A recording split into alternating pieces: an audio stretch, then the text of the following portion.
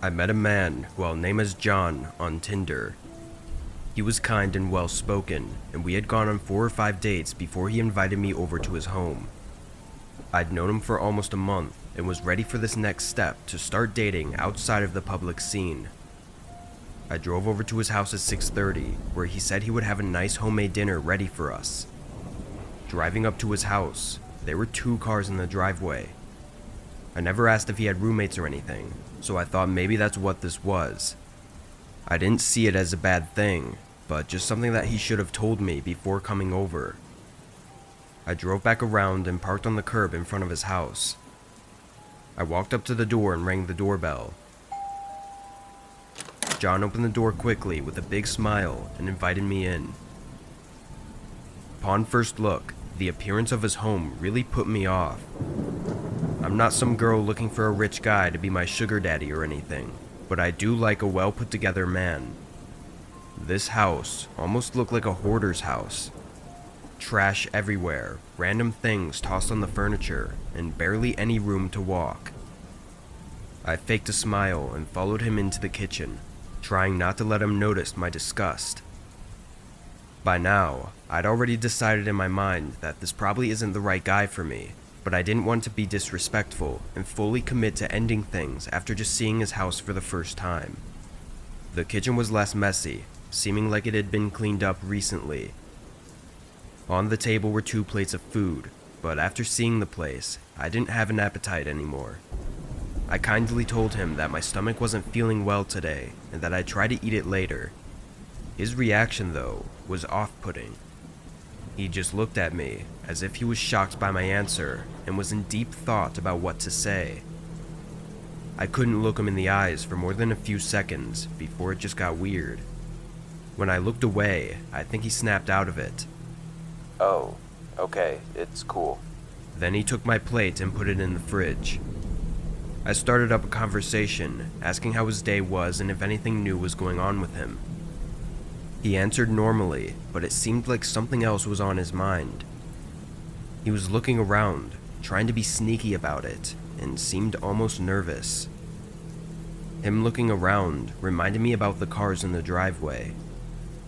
"Hey, I saw you had a bunch of cars in the driveway. Do you have roommates?" I asked politely.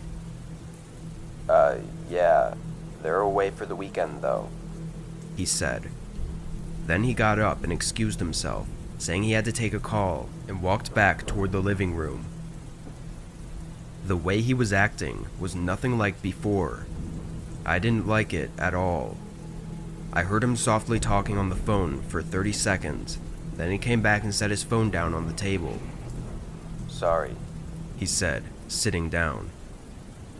I smiled, but it was getting hard to fake it. I didn't really feel safe or comfortable in his house, so I knew I needed to leave.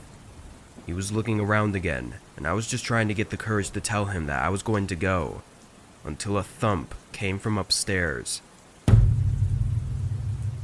Right when it sounded, John looked directly at me, as if checking whether or not I heard it. "Give me a second." He got up and quickly walked up the stairs, and just a moment later, his phone that was still sitting on the table lit up. Normally I wouldn't snoop on someone's business like that, but I felt justified given this whole ordeal. I stood up and leaned over, seeing it was a text from a number that wasn't saved as a name. The text was short, reading, "Do you have her yet?" I stood there in a panic for a second, trying to wrap my head around the text, before I heard footsteps coming back down the stairs. I sprinted out the front door, as footsteps were quickly coming behind me from inside the house. I got in my car and floored it out of the neighborhood. I took some time to calm down as I sat in my car in my driveway, then I called the police. I didn't know if there was something going on or not, but I don't feel like I was in the wrong for believing there was. Why would he lie about nobody being home, and what was that text supposed to mean? It all added up in my mind, but the police questioned John, along with his roommate that was upstairs. They even allowed the officers to do a quick search of the home, but they found nothing pointing to any bad intentions. The officers sympathized, saying they understood my concerns and that they would have felt the same, but there just wasn't anything else they could do. So now I'm left to just hope that I took it all the wrong way and there was nothing else going on. Just a simple lie he told, and a strange message that meant nothing.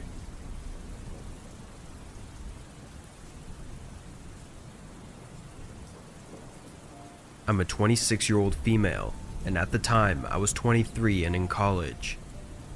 I used Tinder throughout the second half of my college years. I wasn't exactly looking for a long-term relationship, but I also wasn't entirely avoiding it either. If things seemed more serious, then I'd try. Otherwise, we'd just have some fun and move on. After school on Friday, I went back to my dorm and sat in bed, swiping left and right on the app. I was hoping to have something to do over the weekend. After some time, one of the guys responded. We talked it up for an hour or so, then he asked me out on a date for Sunday night. I agreed, though it was rather quick to ask me out. We texted for a while longer, mostly about school and hobbies. He said he went to the same school as me, but was in the dorm building on the opposite side of the campus. Anyway, on Saturday we texted back and forth a few more times, and come Sunday, I met him at a popular restaurant not far from the campus. Over dinner, he didn't strike me as anything but a normal person. So normal that he was almost a little boring. I found him attractive though, and thought he was maybe holding back on a lot due to just meeting me. Once we finished, we went outside and set another date for the next week. As I said goodbye and started walking away, he asked me if I needed a ride home. Living in the dorms at the campus, I didn't have a car, so I just walked everywhere, including the restaurant. I was surprised he even had a car, since he lived at the school as well. But I was even more surprised that he offered me a ride. It seemed like he was trying to make his move for tonight, which I wasn't expecting. But seeing as I enjoyed my time with him, and he was just like any other guy, I took him up on the offer. The campus was a 25-minute walk away, so if nothing else, at least I'd be back sooner. He showed me over to his car, which was just an older black Honda SUV. I got into the passenger seat and he started driving. As soon as we were on the road, things started to get awkward. I tried making small talk, but he wasn't really responding, so I sat back and neither of us talked. After a few minutes, he took a left turn. The campus was to the right, in the complete opposite direction. I felt a lump in my throat and my body got stiff. That feeling of something awful about to happen had fallen over me. Hey, I think you missed the turn. I said nicely, trying to hide any hint of fear in my voice. No. He muttered. I was looking over at him, but his gaze was locked on the road. Where are you taking me? He didn't respond. I didn't know what else to ask. I told him to let me out of the car, in one last effort to get out of the situation without anything escalating. He still didn't respond. The further out he drove, the more remote the area became. My head was aching from the fear of getting too far out to be able to find any way out of this. I still had my phone in my pocket, which I knew he was going to take as soon as we stopped wherever he was taking me. My plan, and really my only plan, was to try to take out my phone as quickly as possible and dial 911 before he would have time to react.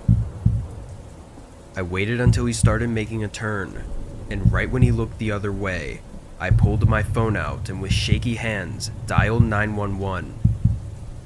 He noticed immediately, trying to grab my phone mid-turn and jerking the car.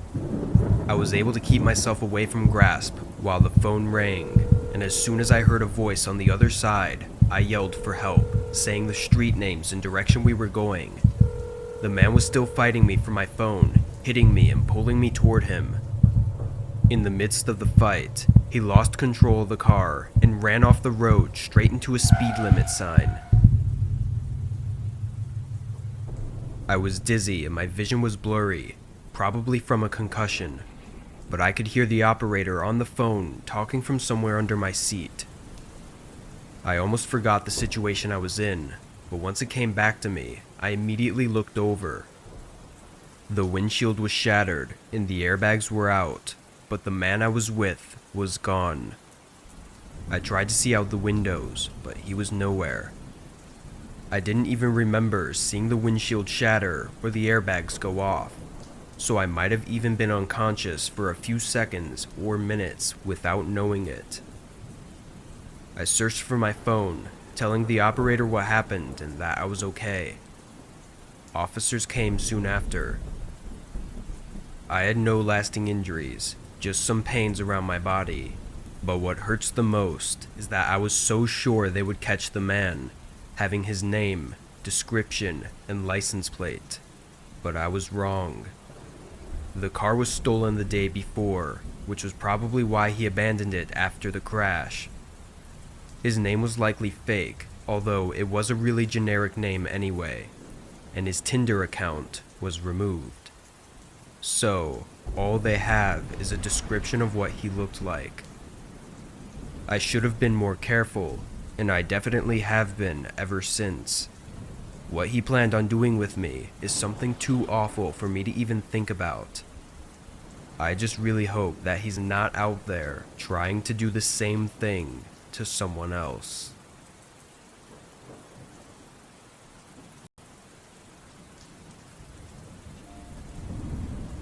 My girlfriend left me 2 weeks before this.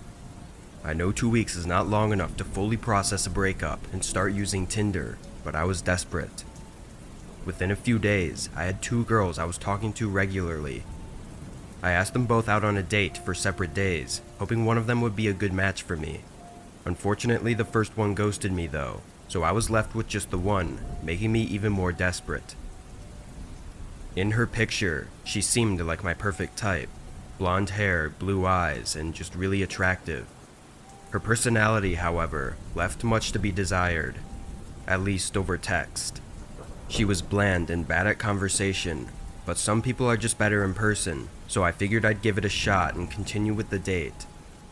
I decided on a cheap restaurant that she agreed was close enough to her.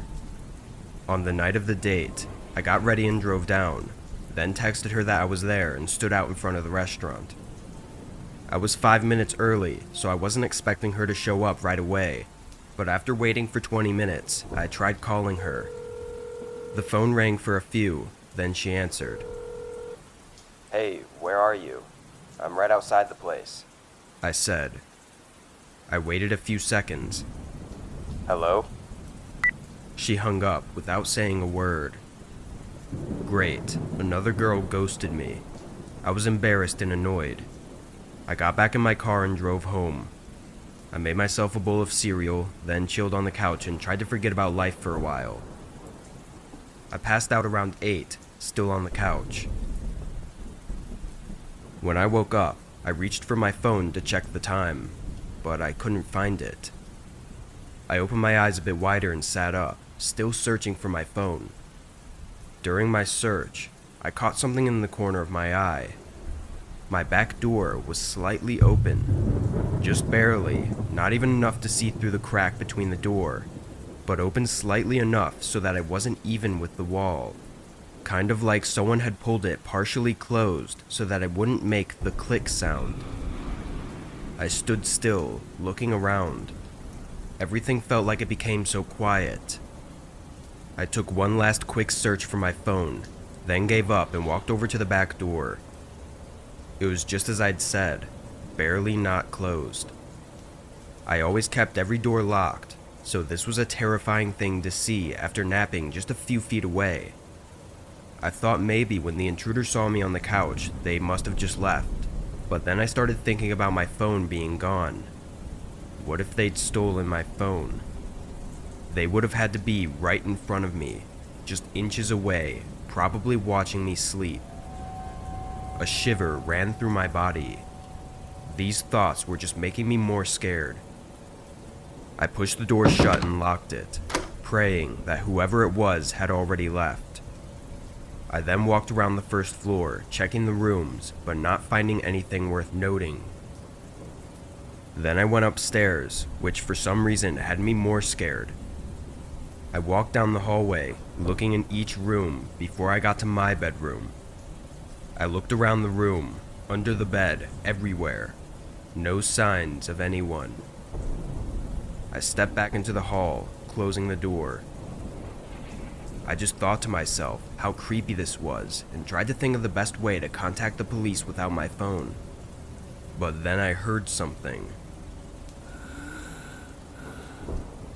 Quiet, soft breathing, echoing inside the closet behind me. I froze. The longer I stood there, the more horrified I was. I ran for the stairs and went out the front door. There was a gas station at the end of the block, so I ran all the way there and got them to call the police.